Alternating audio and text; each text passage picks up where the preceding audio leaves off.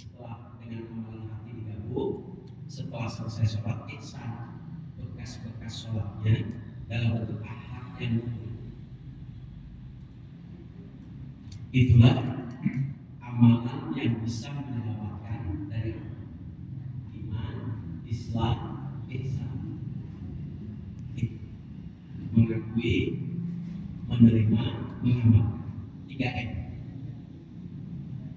Mengakui ajaran Allah dan Rasul, menerima ajaran Allah dan Rasul, mengamalkan ajaran Allah dan Rasul.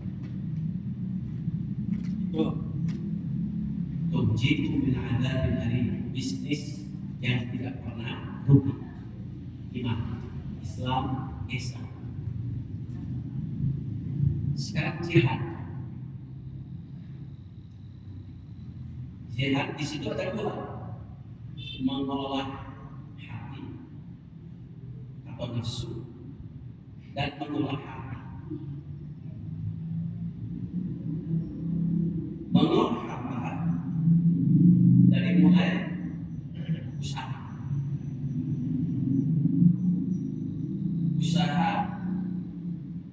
dalam istilah sofa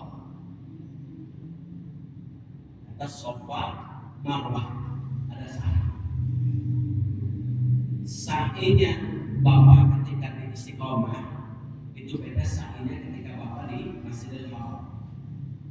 Sa'inya di Masjidil Haram itu jalan dari mulai bukit sofa selesai marwah.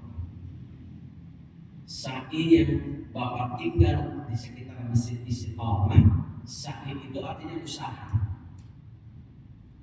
Mulai dengan sofa itu niat bersih, cara bersih, tujuan bersih, hasilnya berkah marwah. Jadi walaupun bapak doa Allahumma barik lana fi ma razaqtana, ya Allah berikan keberkahan, caranya salah, mau berkah.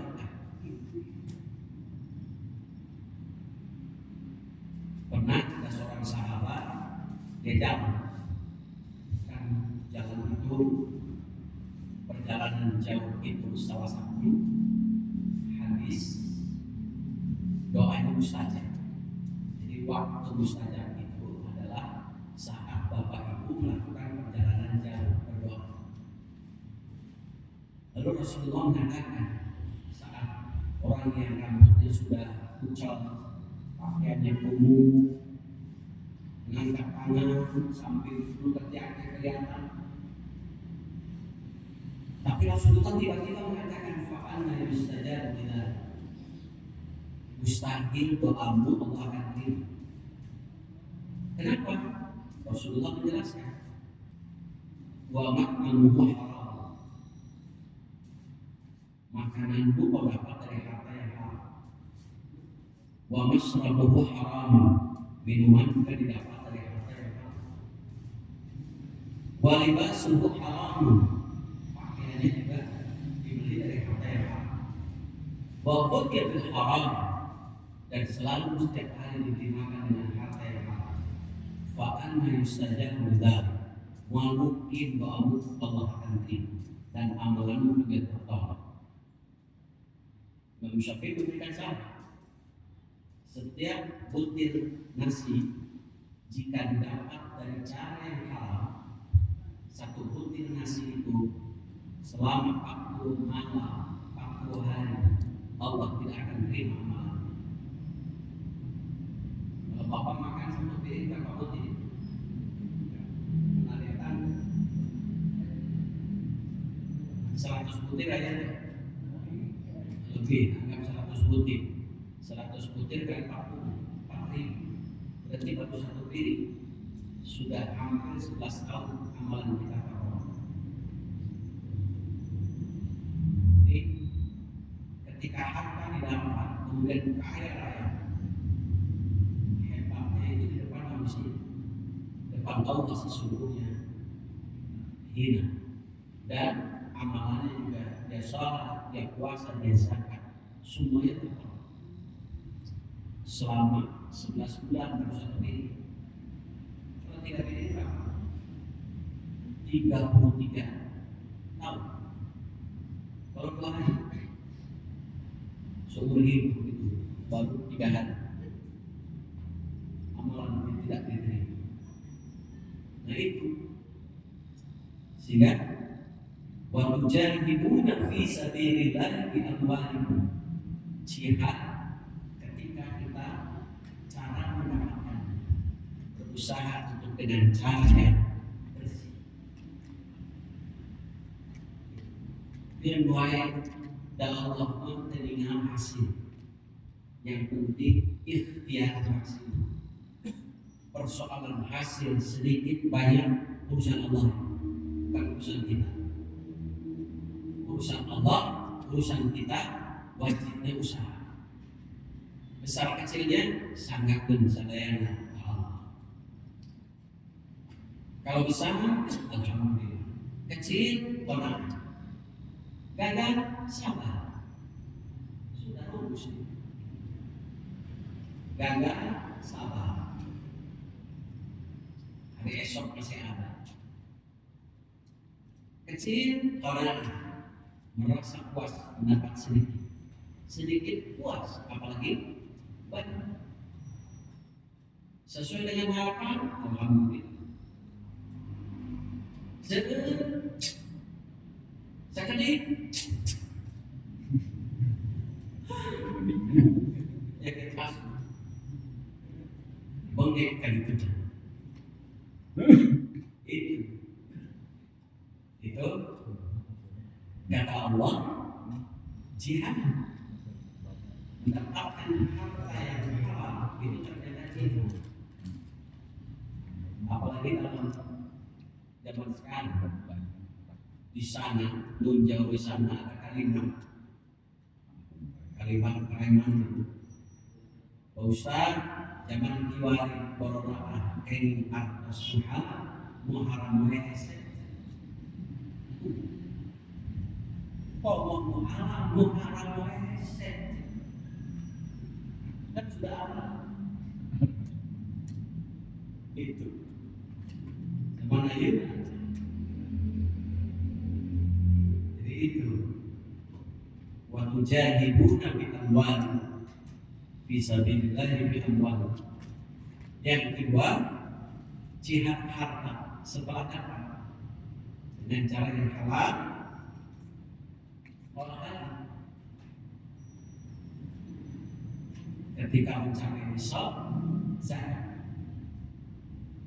Nisabnya berapa? Kalau dalam hadis 20 dinar. Setiap 1 dinar itu adalah 4,25, berarti 85 gram. Kalau emas itu harganya 1 juta, berarti 85 juta. Jihad itu ketika Bapak punya uang 85 juta, sudah mencapai haul 1 tahun, jihad ketika akan mengeluarkan 2,5%. 2,5% dari 85 juta berapa? 10% lain 8 juta 500 ya. 95% 4 juta 250. 2,5% berarti 2 juta 125 ya. 2 juta 125. Berat ya. Suaminya sadar, Bang, kemana kata sih? Ini mau bayar zakat berapa? 2 juta 150. Sini. Untuk mama saja. Tidak termau temennya, kemana? Cinta zakat berapa? 2 juta. Ada apa yang bagus berat. Itu untuk mengeluarkan uang 2 juta 100.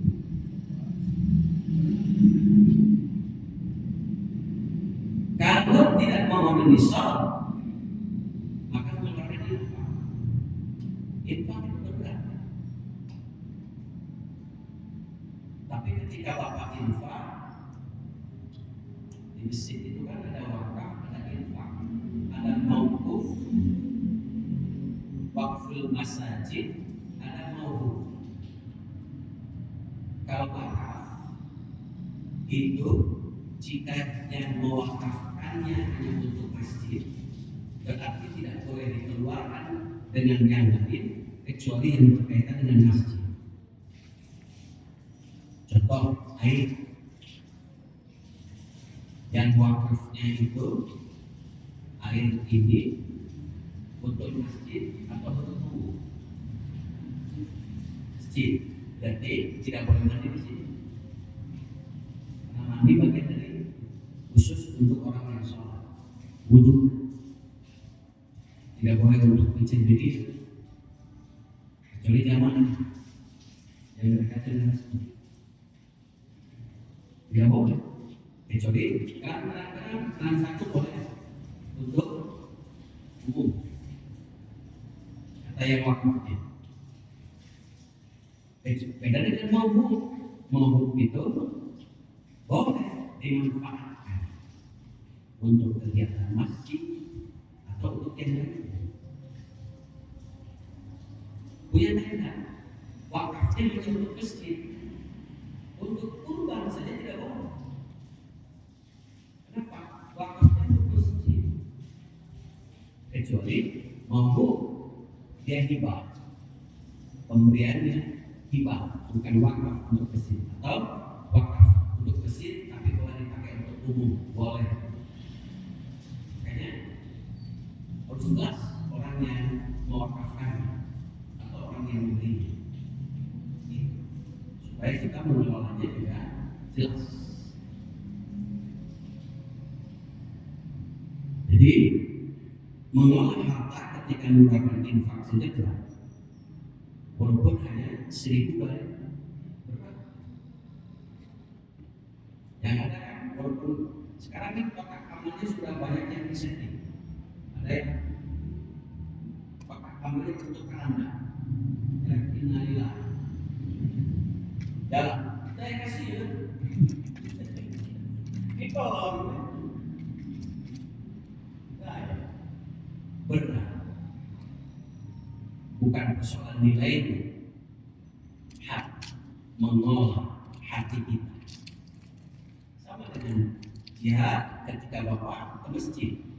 Bagi orang yang tidak pernah ke masjid, bukan persoalannya apa yang di masjid adalah pengaruh dari masjid. Kita ke masjid main dan hatinya jauh.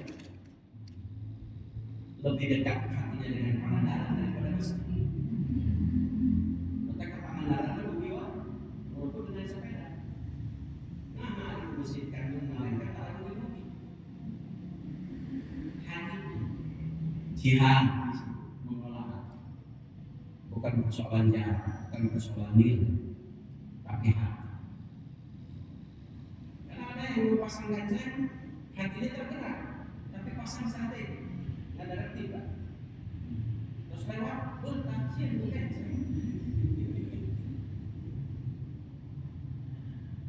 Dan jihad itu tidak mesti di medan perang. Mengolah harta kita dari mulai kita usaha sampai diolah untuk sabilillah, jalan Allah.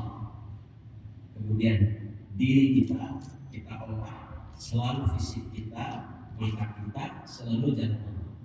Itu harus diolah di manage. Itu pastinya Rasulullah setelah perang Badar mengatakan yang paling besar adalah jihad mengendalikan bahwa nafsu, bukan jihad di medan perang. Orang yang sudah lulus iman, jihad, janji Allah. Janji Allahnya apa? Yaghfir lakum dzunubakum, dosanya mengampuni. Wa yudkhilkum jannatin tajri, dan Allah akan masukkan ke surga. Wa masakin thayyibah, hatinya benar-benar tenang. Kenapa? Karena orang yang sudah iman penuh dengan jihad akan syukur, sabar, ikhlas. Allah balas, dzalikan fawzul adzim. Demikianlah orang yang bahagia dunia akhirat. Makanya menggunakan fawz artinya bahagia dunia akhirat. Kita tafsirkan secara singkat. Bang sedete. Agree terus? Eces? Alhamdulillah. Taswe. Suratnya, ayatnya silakan nanti Bapak buka surah As-Saff ayat 10 sampai 20. Itu saja terangkan yang saya sampaikan pada malam ini. Mudah-mudahan kita senantiasa sehat, panjang umur, disertai dengan keberkahan. Kita tutup menambah keberkahan pengajian ini sama-sama dengan membaca waktu Subhanaka Allahumma wa bihamdika asyhadu an la ilaha illa anta astaghfiruka wa atubu ilaik. Assalamualaikum warahmatullahi wabarakatuh.